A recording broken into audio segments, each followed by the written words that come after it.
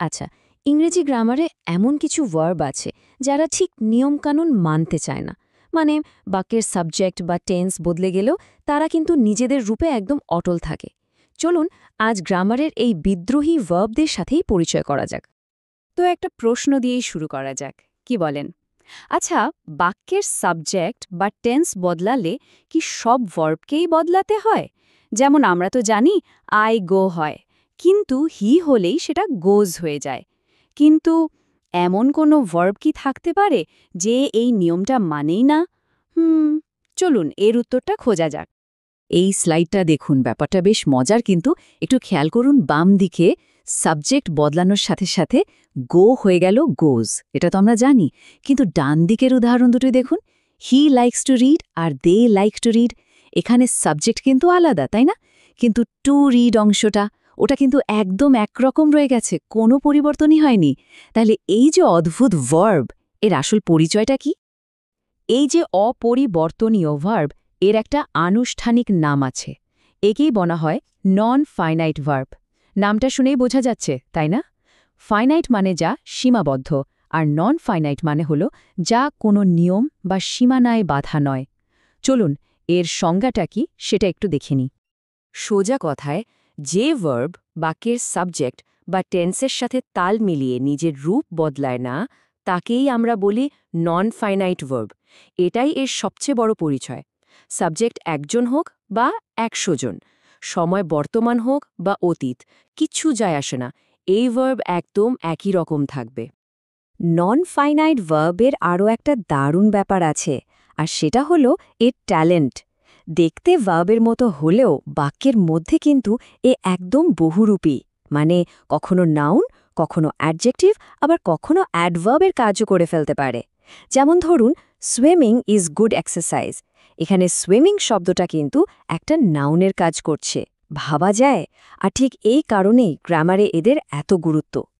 শুধু সংজ্ঞা জানলে তো হবে না, তাই না? গ্রামার শিখতে হলে তো উদাহরণ দেখতেই হবে। চলুন এবার সরাসরি কিছু উদাহরণ দেখা যাক, তাহলে পুরো বিষয়টা জলের মতো পরিষ্কার হয়ে যাবে। প্রথম উদাহরণটা দেখুন, টু রিড ইজ গুড।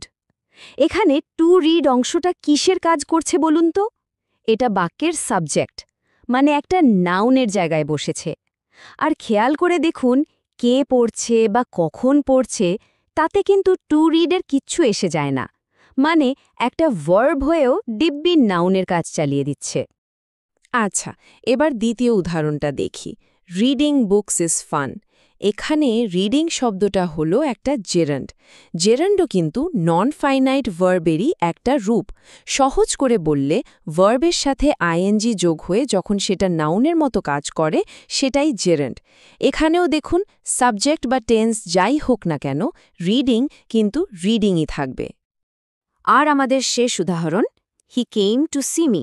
এই বাক্যে টু সি অংশটা কি বলছে? এটা বলছে সে কেন এসেছিল, মানে মূল ভার্ব কেইমের কারণটা ব্যাখ্যা করছে। এখানে এটা একটা অ্যাডভার্বের মতো কাজ করছে। দেখুন, সাবজেক্ট হলো হি, টেন্স হলো পাস্ট, কিন্তু টু সি তার নিজের জায়গাতে অটল। তো এতক্ষণ তো আমরা অনেক কিছু জানলাম। এবার তাহলে সবকিছুর সারমর্মটা জেনে নেওয়ার পালা। এমন একটা সহজ সূত্র যেটা মনে রাখলে নন ফাইনাইট ভার্ব চিনতে আর কখনোই কোনো সমস্যা হবে না। এই যে লাইনটা দেখছেন, এটাই হলো আসল কথা। নন ফাইনাইট ভার্ব চেনার মূল মন্ত্র।